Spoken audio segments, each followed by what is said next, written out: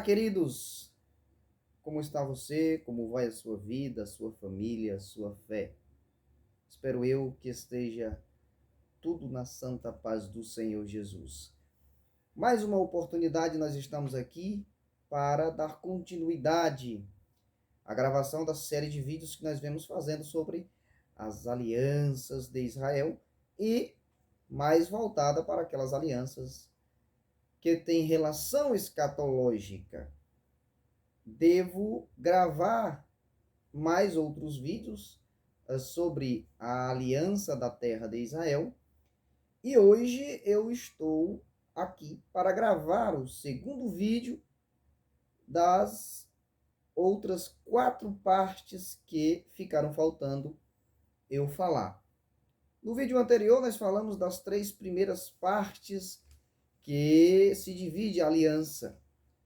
E nesta ocasião eu quero falar das outras 4 que restaram, diante de uma vez que eu disse que ela se dividia, pelo menos, em 7 partes. A nação arrancada da terra por sua infidelidade foi a primeira parte. Nós falamos que há 3 desocupações e 3 restaurações, das quais 2 se cumpriram, uma está para se cumprir. As 3 desocupações são cumpridas completamente, já foram cumpridas. Falamos no segundo ponto sobre o arrependimento futuro de Israel, falamos de Deuteronômio, por exemplo, capítulo 28, que prevê ou fala dos sofrimentos de Israel, enquanto que o capítulo 30, versículos do 1 ao 3, ele registra o seu arrependimento. Falamos também sobre o retorno do Messias, que tem tudo a ver com a restauração de Israel. Nesta oportunidade, nós vamos falar então das últimas 4 partes das 7 que eu destaquei. Então, vamos para a primeira parte. Peço a você a sua atenção. Poucas pessoas hoje têm o desejo de conhecer a palavra de Deus. Se fosse um vídeo de autoajuda, de profetada, talvez tivesse mais alcance, mais visualizações, talvez tivesse mais inscritos. Mas eu não quero massagear o ego de ninguém. Entendo que a liberdade vem pelo conhecimento das Sagradas Escrituras. Quando você reforça as suas defesas, você se torna imune a muitos dos ataques do diabo. Então, para me fortalecer espiritualmente, eu preciso conhecer o meu Deus, eu preciso conhecer as Escrituras e não ficar só no leite, mas partir para o grosseiro. Eu amo a palavra do Senhor, desejo passar aquilo que eu conheço para quem quiser, e eu estou aqui nesta oportunidade para compartilhar com você um pouco da palavra de Deus. Então, assista esse vídeo, curta, compartilhe, comente se você tem alguma opinião. Nós estamos de pronto para atender, para responder se possível e para mudar de pensamento caso seja o caso. Então, o quarto ponto que eu quero tratar é sobre a restauração de Israel à terra. Nós falamos que houve 3 desocupações, destacamos as 3 desocupações. Assista um vídeo anterior da playlist, né, sobre a aliança da terra de Israel. Eu falei sobre este aspecto. Então, nós falamos de 3 desocupações e 3 restaurações. E 2 restaurações já ocorreu, de fato. A terceira restauração ocorrerá definitivamente e completamente quando do retorno de Jesus. É só ler capítulo 24 e 25 de Mateus e você vai entender. Então, a restauração de Israel à terra é, sem sombra de dúvidas, permeada por todas as Escrituras, tanto nos profetas do Antigo Testamento, quanto no próprio Novo Testamento, como nós vemos desde Romanos 9 a o capítulo 11 e alguns outros textos. Mas a Bíblia é bem tácita, bem clara, bem incisiva em dizer, ou em falar, em expressar que Israel será restaurado a sua terra. Então, nós vamos aqui para Isaías capítulo 11, dentre muitos textos, nós temos Jeremias capítulo 23, do versículo 5 ao 8, e Mateus 24, 29 ao 31. Mas vamos para Isaías 11, 11 ao 12.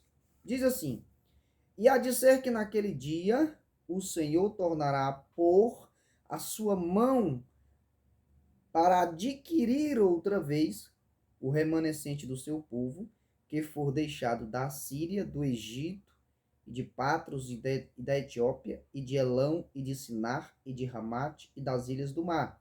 E levantará um estandarte entre as nações, e ajuntarás os desterrados de Israel, e os dispersos de Judá congregará desde os quatro confins da terra.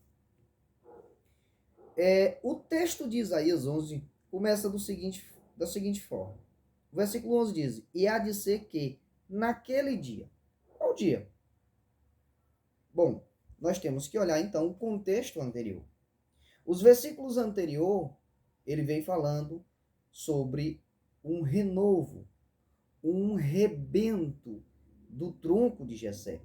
Esse rebento, esse renovo é Jesus de Nazaré, que nasceu, veio em carne, morreu, foi morto, foi sepultado, mas ressuscitou e foi assunto aos céus. Lá em Atos capítulo 1 fala que ele voltaria assim como ele foi, né? Então, esse tronco, esse renovo que Isaías vem falando é o próprio Jesus. Então, ele vem falando do caráter e do juízo com que ele regerá, ou da justiça com que ele regerá as nações no período do seu reino, que nós conhecemos como o reino milenar de Cristo. Os versículos 6 ao 9, então, relata a paz e a bondade que permeará este período de tempo em que Cristo reinará sobre a terra no milênio, que nós, pré-milenistas, cremos que seja depois da tribulação, e a igreja será arrebatada antes do milênio, antes da tribulação, pelo menos os pré-milenistas dispensacionalistas creem assim. Esse milênio, cremos nós, que terá a duração que Apocalipse registra, de 1000 anos. Então, o versículo 11 de Apocalipse diz: E naquele dia, esse dia é justamente o dia do período do milênio. Israel é quem povoará, juntamente com alguns gentios, o milênio. Por isso é que ele diz: E há de ser naquele dia, o Senhor tornará a pôr a sua mão para adquirir outra vez o remanescente do seu povo. Observe que ele fala de um remanescente. Então, você pode então ir para Zacarias 13:8 e fala de um terço de Israel que será salvo, e também lá em Romanos capítulo 9, versículo 27, Paulo, também citando Isaías, fala de um remanescente. Lá em Romanos capítulo 11, versículos 26 e 27, Paulo fala que todo Israel será salvo, fazendo referência não a todo Israel no sentido pessoal, por pessoa, mas o remanescente. Isso nós vamos falar futuramente. Então, É nesse período, é nesse dia. E naquele dia, que dia? O dia em que o Senhor inaugurará o milênio. O Senhor vai, depois da tribulação, reunir o seu povo de volta à sua terra e então fará a inauguração do reino milenar. Jeremias capítulo 23, versículos do 5 a 8, eu não vou ler, pois vai tomar muito tempo. Mas parece que Jeremias tem em mente o texto de Isaías 11. Vai haver algumas similaridades. Mas, além disso, você observa no texto de Isaías 11, tanto quanto no texto de Jeremias 23, que é o próprio Senhor quem trará Israel de volta à sua terra. Lá, aqui em Isaías 11:11 diz: o Senhor tornará a pôr a sua mão. Então é o próprio Senhor, é o próprio Deus. Lá em Jeremias, capítulo 23, versículo 3, ele diz: e eu mesmo vou estender a minha mão, vou trazer de volta o meu povo, o povo de Israel, é a nação eleita. Então, é o próprio Deus quem vai restaurar Israel à sua terra. Isso para citar apenas esses dois profetas. O quinto ponto é a conversão de Israel como nação. E aqui nós vamos então para Romanos, capítulo 11, versículos 26 e 27. Eu não vou ler, mas diz que todo Israel será salvo. Tanto o contexto imediato como o contexto mais amplo demonstra claramente que Paulo vem está em defesa de Israel, ele se posta, ele se põe em defesa de Israel. E desde do capítulo 9 até o 11, ele, se você ler esses 3 capítulos, vocês vão ver que Paulo faz uma defesa de que Israel, na verdade, não foi deixado de lado, que na verdade Deus ainda vai tratar com esta nação. Chegando no versículo 26 e 27 do capítulo 11, ele diz então que todo Israel será salvo. Nesse sentido, não é todo Israel.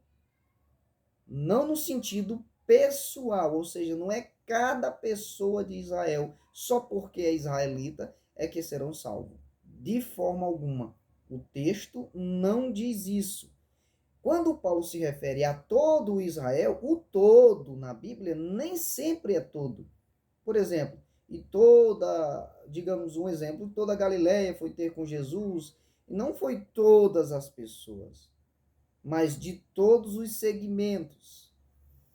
O todo que Paulo trata lá em Romanos capítulo 11, versículos 26 e 27, é apenas o remanescente, aqueles que receberão Jesus, aqueles que dirão: bendito seja o que vem em nome do Senhor, aqueles que se dobrarão diante de Cristo e reconhecerão Jesus como Messias, que é justamente o que Paulo diz em Romanos capítulo 9, versículo 27. Então, o todo de Israel lá é o que está em Romanos 9, 27, ou seja, o remanescente, apenas o remanescente, que Jeremias 13, 8 fala que apenas 1/3 de Israel será salvo da tribulação, do juízo que Deus trará sobre aquela nação.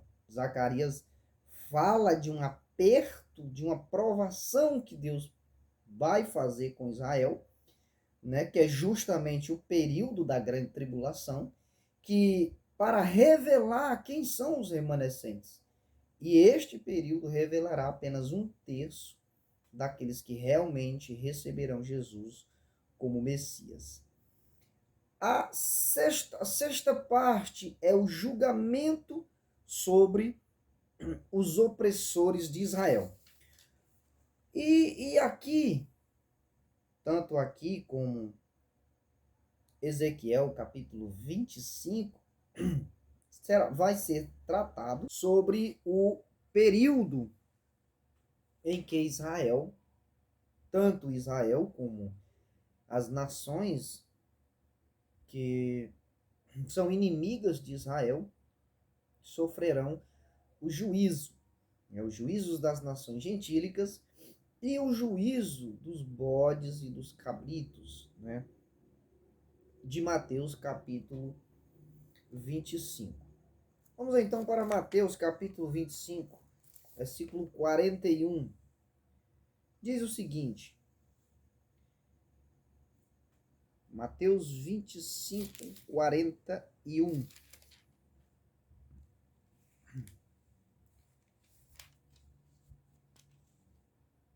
Então dirá também aos que estiverem à sua esquerda: Apartai-vos de mim, malditos, para o fogo eterno, preparado para o diabo e seus anjos. Então, nesse contexto, Jesus vem falando no capítulo 24 da grande tribulação que Israel sofrerá, segundo Jeremias capítulo 30. E nesse contexto, Jesus fala do juízo sobre os inimigos de Israel, segundo o próprio texto, né? O próprio texto de Mateus capítulo 25, versículo 41, é um período depois da grande tribulação. Então, cumpre-se a grande tribulação, o Armagedon acontece, e aqueles que restam do Armagedon, então, serão julgados. E esse julgamento serve para separar os bodes dos cabritos, os bons dos maus, os justos dos ímpios, para que aqueles que ficarem à direita de Jesus, vinde benditos de meu Pai, possuí por herança, né?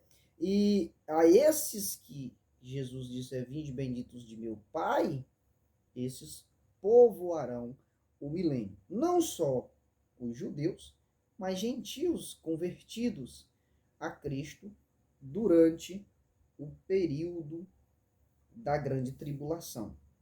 O último ponto que eu quero tratar é: a nação será então abençoada. A nação de Israel, ela é uma nação escolhida a dedo pelo próprio Deus. E desta forma, ela desfruta de muitas bênçãos, mas devido a tantas negligências, a tantos desvios espirituais, o povo sofreu muitos e muitos castigos, de forma que Deus deixou que este povo fosse disperso, fosse levado cativo algumas vezes e distante de sua terra. Quando clamavam, o Senhor trazia de volta e colocava eles em sua terra. Isso significa que Israel não pode, ou que a bênção, a nação de Israel ser abençoada sem a terra, é impensável. Não haveria uma bênção completa, definitiva, se Israel não possuísse a terra. Então, a terra é parte primordial do cumprimento de que a nação seria abençoada. Então, na terra, quando esta restauração acontecer, e eu quero citar para vocês Isaías capítulo 66, do 10 ao 14, você lê com calma e vê a bênção que Israel desfrutará, o leite que ele beberá. O texto diz, e mamará o leite, ou seja, a terra que mana leite e mel dará, né, o leite e o mel que a terra, né, em sentido figurado, produz, ou seja, as bênçãos, a riqueza, a glória daquela terra. então Israel desfrutará definitivamente deste período. Mas, como eu estou dizendo, Israel sem a terra não pode ser plenamente abençoado. Então a terra faz parte deste plano. Inequivocamente, Israel tem que ser restaurado à sua terra para então desfrutar de todos os benefícios, de todas as bênçãos que a aliança lhe promete, que as alianças, na verdade, lhe prometem. Então, é estes pontos que eu queria discutir nesta oportunidade e eu quero deixar a paz de Cristo para com a sua vida. Ajude-nos nesta empreitada. Eu sei que poucos vão se dedicar a conhecer e, de fato, ler os versículos que eu citei aqui e acompanhar. Há muitos outros textos que eu poderia citar, mas infelizmente o tempo é curto. Mas fica aqui uma base para você então tomar conhecimento mais profundo. Compre livros, leia sobre o assunto. E eu garanto que a palavra de Deus irá trazer liberdade para a sua vida. E conhecereis a verdade, e a verdade vos libertará. Fique na paz do Senhor, em nome de Jesus.